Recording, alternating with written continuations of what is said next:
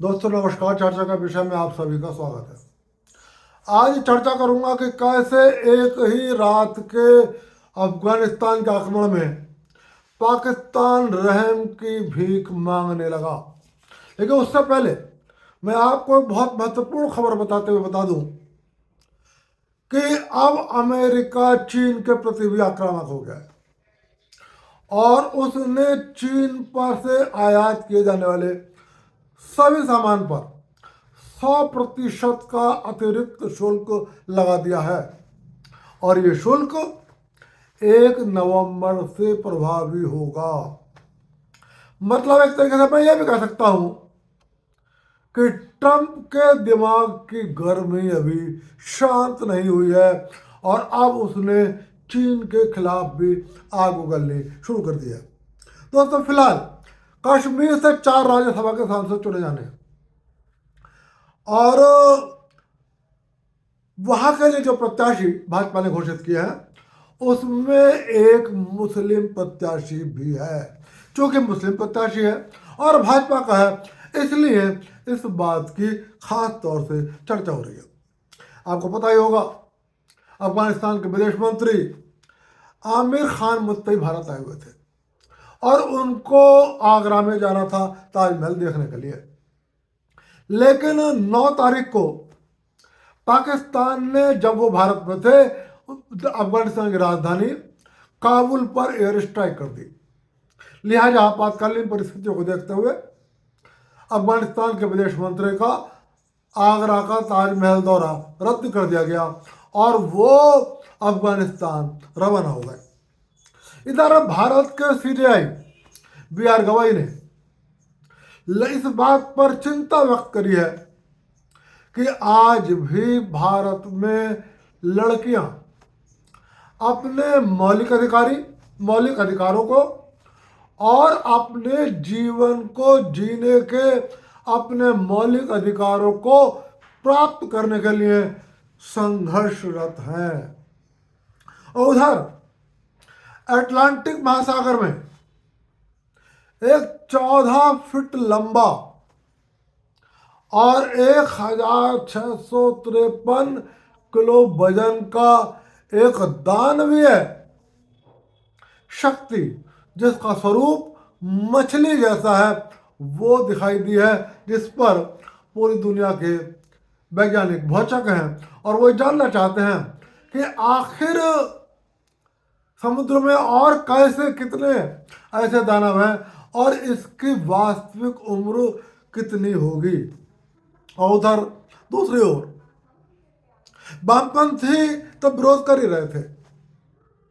अब दुनिया भर के मुस्लिम संगठन वेनेजुएला की विपक्षी पार्टी के नेता मारिया कोरिना मचाडो को नोबेल पुरस्कार दिए जाने का पुरजोर विरोध करा और वो चाहते हैं कि इस महिला से नोबेल पुरस्कार वापस लिया जाना चाहिए।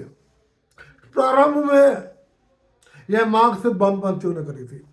वेनेजुएला में वामपंथी शासन है और वो वामपंथी शासन का विरोध करती है, इसलिए वामपंथी विचारकों ने विरोध किया था।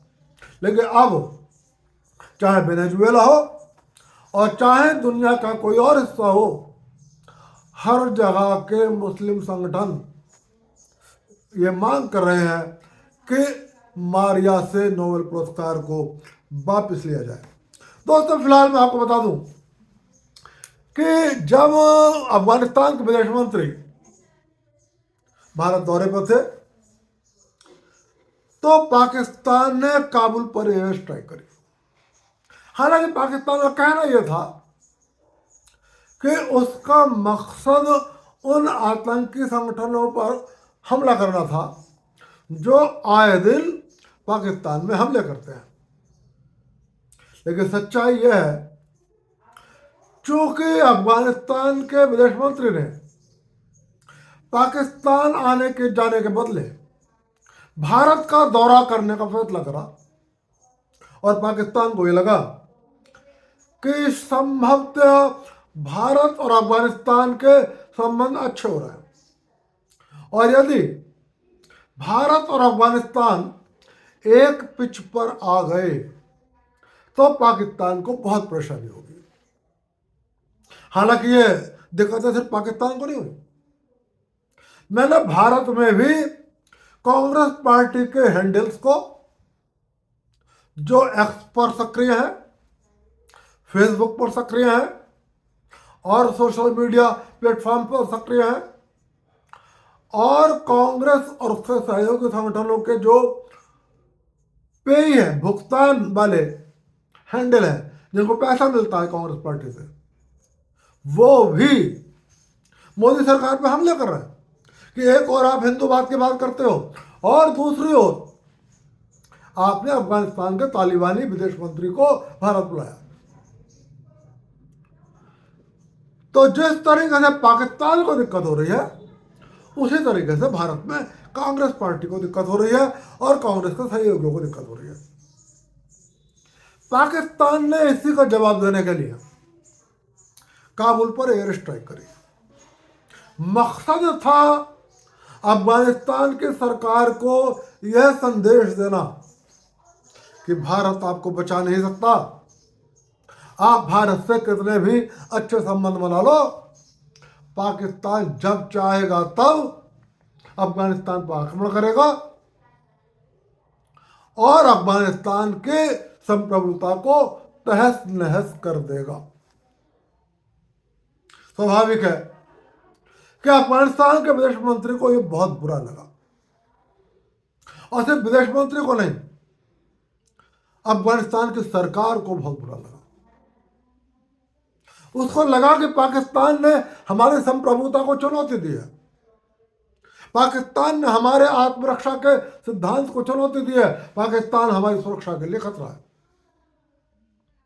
पाकिस्तान ने यह दावा करा था कि उन्होंने इस हमले के माध्यम से टीटीपी की लीडरशिप को खत्म कर दिया है।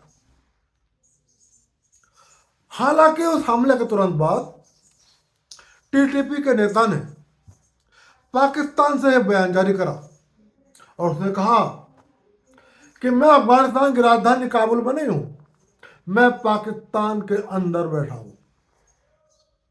हां, मेरा परिवार काबुल में रहता है, लेकिन मैं पूरी तरीके से सुरक्षित हूं, जबकि पाकिस्तान ने उसके मारे जाने का दावा करा था। साथ ही उसने चेतावनी दी कि पाकिस्तान को इसका बहुत बड़ा खामियाजा भुगतना पड़ेगा। और यह चेतावनी बस टीटीपी ने ही नहीं दी, अफगानिस्तान की सरकार ने भी साफ कहा, वार पाकिस्तान ने कर दिया है, लेकिन अब मौका अफगानिस्तान का है और पाकिस्तान इंतजार करे हमारे वार का, हमारे हमले का। अफगानिस्तान की सरकार ने कहा, हम छुप कर वार नहीं कर रहे, हम बिना बताए वार नहीं कर रहे, जैसा कि पाकिस्तान ने काबुल में करा। अफगानिस्तान की सरकार ने कहा, हम बताकर हमला करेंगे और पाकिस्तान पर इतना बड़ा हमला करेंगे कि पाकिस्तान को सहमा देंगे। पाकिस्तान ने जो काबुल पर हमला करा उसमें 39 लोग मारे गए। पाकिस्तान का यह दावा था कि ये 39 लोग आतंकवादी थे, जबकि अफगानिस्तान की सरकार का यह दावा था कि ये 39 लोग अफगानिस्तान के आम नागरिक हैं। सच्चाई क्या है? ये बात सच्चाई या तो अफगानिस्तान की सरकार जानती है या ये सच्चाई पाकिस्तान जानता है। भारत ने भी जब पाकिस्तान के आतंकवादी कैंपों पर हमला करा था, तब पाकिस्तान ने भी ये दावा करा था कि भारत ने पाकिस्तान के आम आदमियों पर हमला करा है। हालांकि जो पाकिस्तान में जो टीटीपी है वो पाकिस्तान का एक आंतरिक संगठन है।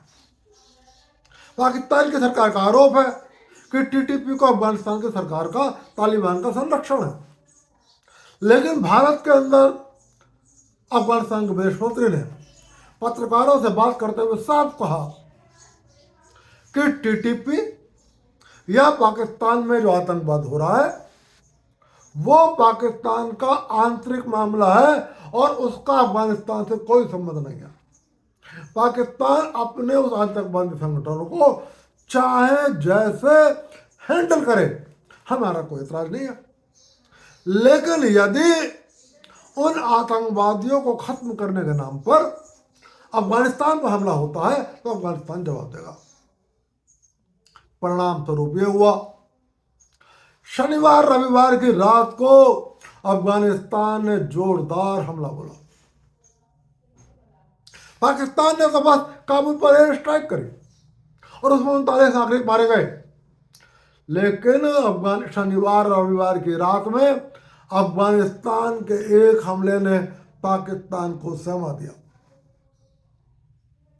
हमला रात के 1 बजे समाप्त हो गया। अफगानिस्तान ने घोषणा भी कर दी कि उसका हमला समाप्त हो गया। हालांकि पाकिस्तान ने दावा करा कि अफगानिस्तान ने घोषणा करने के बाद भी पूरी रात हमला करते रहे। इस हमले में काबुल पे जो एयर स्ट्राइक हुई उसमें पाकिस्तान ने मात्र ये दावा करा कि 39 लोग मारे गए। लेकिन अफगानिस्तान ने जो हमला करा उसमें पाकिस्तान के अभी तक 58 सैनिकों के मारे जाने की खबरें हैं।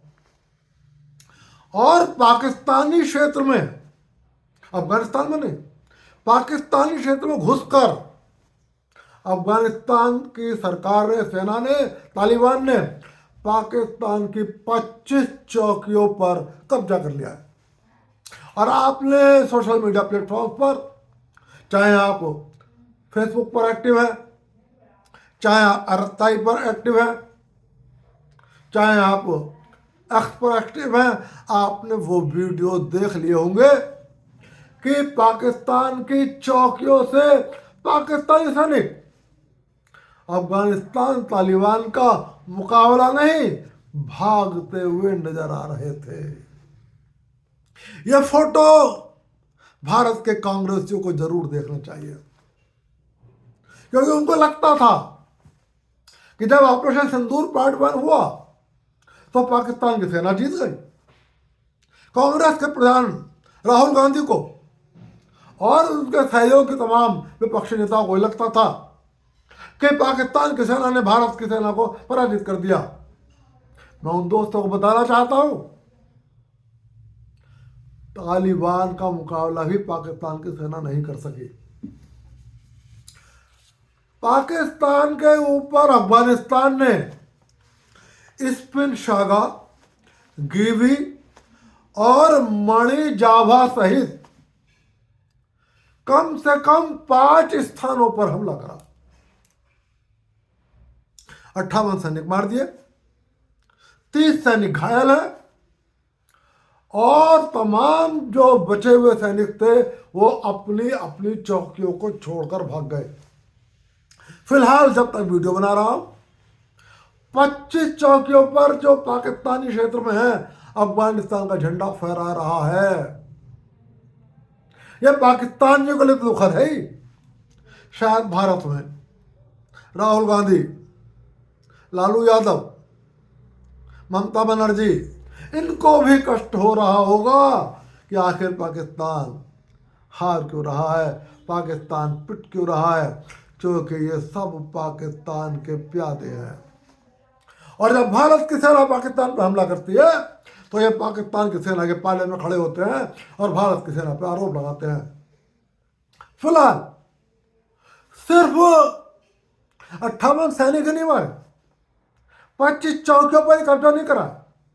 हालांकि तालिबान के पास मिसाइलें नहीं है और पाकिस्तान के पास जवाब देने के लिए मात्र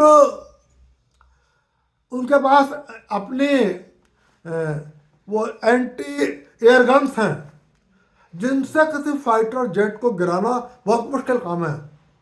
लेकिन मैं फिलहाल आपको ये सूचना दे दूं, हालांकि अभी तक आपने शायद आधिकारिक रूप से ये सूचना नहीं पढ़ी होगी कि तालिबान ने पाकिस्तान का एक JF-17 को भी मार गिरा दिया।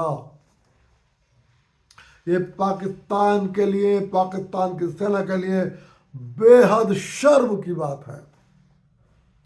और हो सकता है अभी रात तक या जब तक आप वीडियो सुने तब तक मरने वाले सैनिकों की संख्या और बढ़ जाए, कब्जा होने वाली चौकियों की संख्या और बढ़ जाए, क्योंकि खबर लिखे जाने तक, वीडियो बनाए जाने तक पाकिस्तान का आरोप है कि हालांकि अफगानिस्तान ने कह दिया है कि हमला समाप्त हो गया है, लेकिन अफगानिस्तान के सैनिक लगातार आगे बढ़ रहे हैं और वो पाकिस्तान की चौकियों पर कब्जा कर रहे हैं।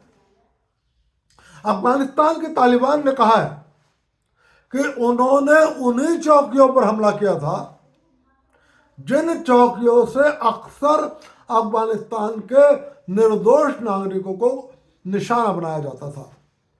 उन चौकियों पर मौजूद पाकिस्तानी सैनिकों को सबक सिखाने के लिए अफगान तालिबानों ने यह हमला किया। फिलहाल खुशी की बात यह है और चर्चा की बात यह है, जो पाकिस्तान की सेना अफगानिस्तान के तालिबान से, जिसके पास बहुत ज़्यादा हथियार भी नहीं है, अपने JF-17 जैसे लड़ाकू विमान को नहीं बचा पाई, अपनी चौकियों को नहीं बचा पाई, अपने सैनिकों को नहीं बचा पाई, और जिसके सैनिकों को देखकर पाकिस्तान के सैनिक भाग खड़े हुए, जो वीडियो आप देख लिए होंगे, वो पाकिस्तान भारत का मुकाबला भला क्या करेगा। लेकिन भारत में चाहे कांग्रेस पार्टी हो, चाहे ममता बनर्जी हो, चाहे लालू यादव हो या राहुल गांधी के और तमाम दोस्त हों, उन्हें तो पाकिस्तान की सेना में ही सब कुछ नजर आता है। उन्हें भारत पराजित दिखता है, उन्हें भारत की सेना हारी हुई दिखती है। फिलहाल आज चर्चा में सिर्फ ये बताने आया हूं कि पाकिस्तान ने रहम की भीख मांगी है। पाकिस्तान ने अफगानिस्तान से कहा है हमला रोक दो। कतर और अब सऊदी अरब ने चिंता व्यक्त करी है और उन्होंने संभावना व्यक्त करी है कि ये युद्ध कहीं बड़े स्तर पर ना फैल जाए। और सबसे बड़ी बात, पाकिस्तान के अनेक विश्लेषकों ने पाकिस्तान की सरकार से पूछा है कि अभी 1 महीना भी नहीं हुआ है जब पाकिस्तान और सऊदी अरब में ये समझौता हुआ कि पाकिस्तान पर हमला सऊदी अरब पर हमला माना जाएगा। कहाँ है सऊदी अरब की सेना? कहाँ है सऊदी अरब का हथियार? कैसे मदद करेगा सऊदी अरब? फिलहाल सऊदी अरब ने भी बस चिंता व्यक्त कर दी है कि कहीं अफगानिस्तान और पाकिस्तान का यह युद्ध बड़े युद्ध में तब्दील ना हो जाए। देखते हैं अभी तालिबान और कितना मारेगा पाकिस्तान को, और दुनिया में किस किस से पाकिस्तान रहम की भीख मांगेगा। कांग्रेसियों, आप भी दुआ करो पाकिस्तान के लिए, क्योंकि आपके प्राण पाकिस्तान की खुफिया एजेंसी ISI की फाइलों में दर्ज है।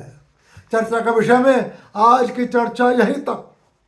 फिर मिलूंगा और किसी विषय पर चर्चा करूंगा। और फिर आपसे निवेदन कर रहा हूं, वीडियो पसंद आए लाइक कर देना, चैनल को सब्सक्राइब कर देना। आप सभी को विश्वपति का नमस्कार।